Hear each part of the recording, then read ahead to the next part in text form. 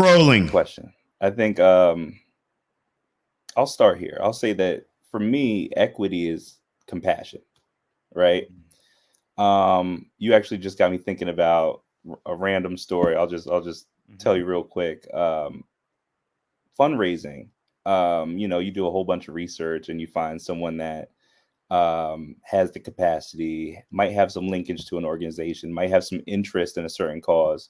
And we had found this, billionaire at a tech company. And I remember, we Bombas is a sock company and they donate socks.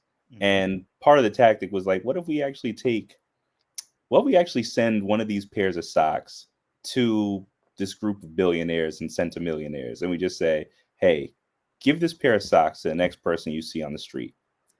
And for me, there's been times socks is again one of the most coveted items when someone doesn't have anything. You don't know how much you like socks until you don't have any socks, right? And we sent this pair of socks to someone, and all we wanted was just to give someone who has an immense amount of wealth the opportunity to engage with someone who experiences homelessness and have a positive interaction.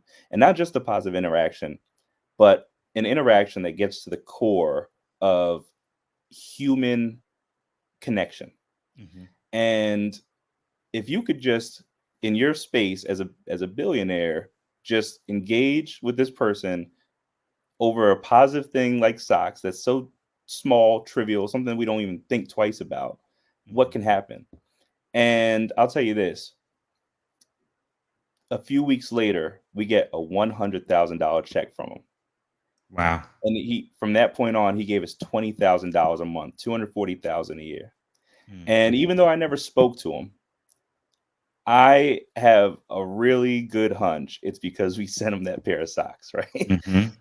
So that's the idea is really when we're talking about equity, we're talking about empathy.